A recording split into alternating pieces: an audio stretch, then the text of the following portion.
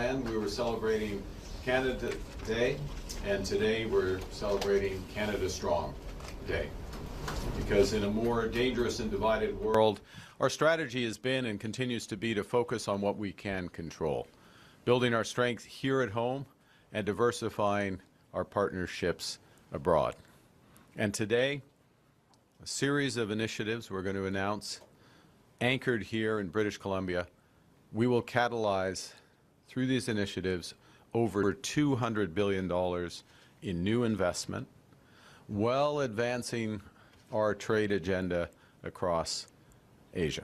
In all cases, British Columbia is the linchpin, the gateway to a more prosperous, more sustainable, and a more inclusive Canada. And I want to thank you, Premier Eby, for your leadership in making this possible, and that of your colleagues who are here this morning. Le monde devenu plus dangereux et divisé. Le système commercial mondial est en pleine mutation. Et maintenant, nous sommes confrontés à une crise énergétique à trois niveaux, du coût de la vie, de la sécurité et climatique. La bonne nouvelle, c'est que le Canada a des solutions. Just a few weeks ago at the G7, leaders called on Canada to provide the reliable energy that the world needs, and will do so sustainably and inclusively. The Premier is just back from China, opening new opportunities for BC businesses. Today, President Marcos of the Philippines, Premier and I will join him. President Marcos is here beginning a state visit that will deepen our economic and security and cultural ties with the Philippines and, given his presidency of ASEAN, across the 500 million residents of the ASEAN countries. But to seize these opportunities, Canada has to do things differently. We need to move faster, we need to build bigger, and we need to work together. We have to be ambitious and build sustainably and inclusively. British Columbia is Canada's gateway to the world's fastest growing markets. British Columbia's power grid produces amongst the cleanest and most reliable, affordable electricity in North America. BC is a leader in mining, production of gold, zinc, copper, and well beyond. This great province has one of the world's most educated and skilled populations. And so it's on that exceptional foundation that Premier Eby and I are committed to build a stronger. It's the case that 1/3 of the initiatives that are advancing through the Major Projects Office come from BC. But today we're accelerating and broadening that momentum. Premier Eby and I are announcing a landmark Canada-British Columbia Cooperative Prosperity Agreement. This agreement is comprehensive, it's ambitious, and it will help transform the entire Canadian economy. So it's not just about one province, the entire Canadian economy, and will help fund the public services on which Canadians rely. C'est un plan qui nous aidera à exploiter notre plein potentiel en tant que superpuissance énergétique. Il permettra de construire de nouveaux corridors de transport et d'entendre ceux qui existent déjà pour que nous puissions exporter nos ressources vers les marchés mondiaux plus rapidement. Il mettra à profit la main-d'œuvre hautement qualifiée de la Colombie-Britannique en élargissant la formation et accélérant le recrutement et favorisant l'embauche d'un plus grand nombre de travailleurs de métiers spécialisés. Enfin, il prévoit des mesures de protection environnementale rigoureuses et un partenariat concret avec les Premières Nations à chaque étape du processus. So what are we going to do? Well, first, Canada and British Columbia will work together to accelerate the projects that will unlock Canada's full potential as a global energy superpower, starting with LNG. By 2040, global LNG demand is expected to rise by 60%, particularly to replace high-emission coal generation in Asia and to balance grids that are increasingly going to be powered by renewables. Canada can become the preferred supplier. The federal government will work with private sector proponents, communities, and First Nations to accelerate the permitting, the financing, and the construction of major LNG projects in BC. These include LNG Canada, Silicim's, Prince Rupert Gas Transmission Project, Cedar, and Woodfibre LNG. These projects collectively will more than triple our production over the next decade, reach new markets in Asia as well as Europe, and all of them built with low emissions and in full partnership with First Nations. Secondly, we will support the development of the power, the mining, and the trade infrastructure needed to unlock northern British Columbia's full economic potential in an environmentally sustainable way. With respect to power, the federal government will provide $3.5 billion for phases 1 and 2 of the North Coast Transmission Line to deliver clean, reliable, affordable electricity to projects in the regions and their communities. On mining, the federal government will invest $500 million to expand the Red Chris mine, which will increase Canada's annual copper production by more than 15%, reinforcing our position as the reliable critical mineral supplier of choice and reducing greenhouse gas emissions in the production by over 70%. With respect to broader issues of sustainability and conservation, we will create, through this process, a new conservation area the size of Greece, consistent with Canada's commitment to preserve 30% of our lands by 2030. And we will invest in new clean energy projects across the province with a particular focus on developing wind turbine manufacturing in BC. Nous améliorerons les réseaux de transport d'énergie et que nous réalisons de nouveaux projets d'énergie éolienne pour libérer tout notre potentiel en tant que superpuissance énergétique mondiale.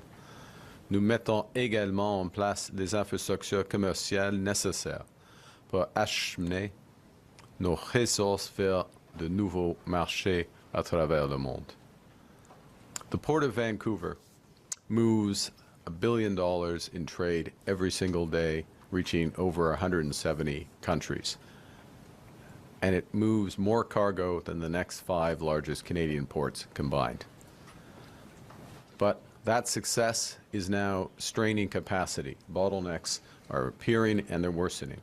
Ships have to wait to load their cargo. It takes too long for imported goods to get to Canadian markets. That slows our trade. It means we lose some business to the United States. It increases prices here at home. Overall, it's holding our economy back.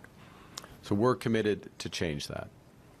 This is part of our drive to double non-U.S. exports over the course of the next decade.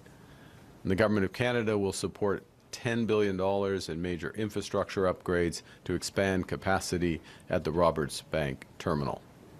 That alone will unlock $100 billion in new trade capacity, adding approximately $3 billion to Canada's economy every single year.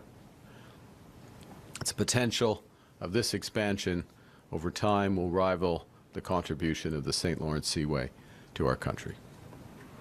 Now, while we make it easier to move trade, we'll make life easier for long-suffering commuters.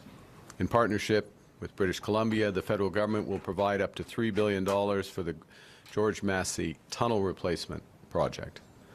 This will replace, as many of you know, the aging 4-lane transport tunnel along Highway 99 with a modern 8-lane tunnel, enabling Canada to export more of what we produce while connecting the economy of the Lower Mainland as a whole. In parallel, we'll work with port authorities and First Nations to maximize the potential of the ports of Prince Rupert and the Port of Stewart. These will serve as vital trade corridors for our critical minerals and other resources and provide much needed extra capacity for a growing BC economy. Now, British Columbians and Canadians have always understood that it's not just about what we build, but it's also about how we build. And that's why we're building sustainably, including by establishing a new national carbon credit framework to build carbon markets that actually work and by expanding BC's clean grid to where it can have the greatest impact. It's also through Canada's $250 million investment in the Whales Initiative to reinforce existing protection for Canada's whales, including the southern resident killer whale habitat alongside the BC coast. And we'll strengthen protections for coastal ecosystems by preventing oil spills and strengthening marine conservation through our new Oceans Protection Plan. On top of all that, the conditions for the Roberts Banks Terminal 2 expansion will include detailed measures to protect these habitats. We're also clear that today's Canada-BC agreement will maintain the federal North Coast tanker ban in accordance with the proposed route of a new trans-provincial pipeline under the bilateral agreement with Canada and Alberta. We will build inclusively, in true partnership with First Nations, including those here alongside the Salish Sea. That means Indigenous ownership, to give communities a direct stake in the projects and to deliver durable, long-lasting economic benefits. The scale of these opportunities is absolutely unprecedented, and we're committed that our agreement will provide the model for the future across the country. We will also build in solidarity with BC workers. Through the Team Canada Strong initiative, we're in the process of creating up to 100,000 skilled trades apprenticeships. And through this agreement, we will also provide $630 million for affordable childcare in British Columbia, so more British Columbians can participate in the growing economy as they wish. Throughout, we will prioritize Canadian materials, including BC lumber, steel, and critical minerals. You know, there is a long, proud history of building in this province. That building has brought great prosperity, but also in retrospect, there have been some lessons. It hasn't always been done in the best way. I'll give a personal example here. My grandfather worked in the 30s and 40s, early 50s in the Anaconda copper mine at Britannia Beach, which at its peak provided 1/5 of the world's copper supply. Created great prosperity. It was foreign owned. The workers in that mine weren't always treated fairly. First Nations were excluded, and the environmental impact of that mine was largely ignored. This time, now, in partnership, we are building in the right way, in solidarity with workers, in full partnership with First Nations, and sustainably in a way that protects the lands and waters for generations to come. Today's landmark agreement is about building a Canada that works for all, and that's truly Canada Strong. Thank you very much for your attention.